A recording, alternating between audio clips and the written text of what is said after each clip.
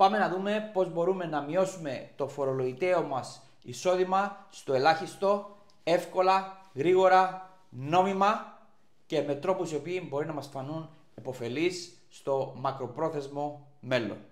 Το παράδειγμα το οποίο θα παρουσιάσω τώρα είναι ένα παράδειγμα το οποίο συναντούμε πιο συχνά εμείς οι ασφαλιστικοί διαμεσολαβητές και είναι ένα απλό παράδειγμα το οποίο μπορείτε κι εσείς να το δοκιμάσετε σπίτι, να δείτε περίπου τα περιθώρια για φόρα απαλλαγή που μπορεί να έχετε. Για τον σωστό υπολογισμό παίρνουμε τα μειχτό εισοδήματα, τα οποία αποτελούνται κυρίως από το βασικό μισθό, υπερορίες αν υπάρχουν, μπόνους αν υπάρχουν και παροχές σε είδος. Όταν τα πάρουμε αυτά, πολλαπλασιάζουμε επί 20% και βρίσκουμε το περιθώριο για μείωση του φορολογητέου εισοδήματος.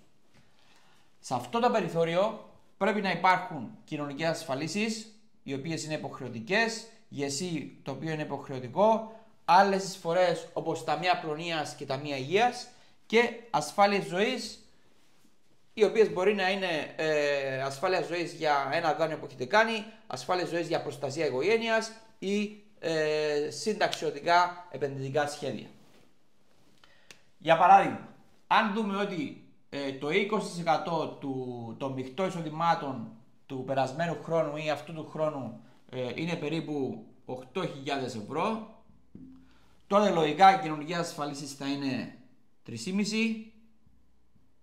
το ΙΕΣΥ θα είναι 1.000, άλλες εισφορές ας πούμε 500 ευρώ και ασφάλειες ζωής λογικά θα είναι 3.000 ευρώ. Εάν δεν υπάρχουν ασφάλειες ζωής, τότε καλό θα ήταν κάποιος να ξεκινήσει κάτι.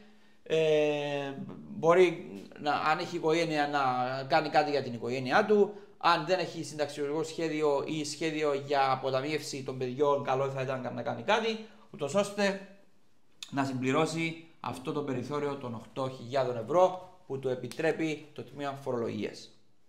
Θέλω να τονίσω ότι η μείωση του φορολογικού εισοδήματος είναι διαφορετική από τη μείωση του φόρου. Για να βρούμε τη μείωση του φόρου πρέπει να δούμε σε ποια φορολογική κλίμακα εμπίπτουμε. Οπότε, για πιο συγκεκριμένα παραδείγματα μπορείτε να επικοινωνήσετε μαζί μου. Αυτά είχα να σας πω σήμερα. Σας ευχαριστώ πολύ. Θα τα πούμε σε επόμενο βίντεο.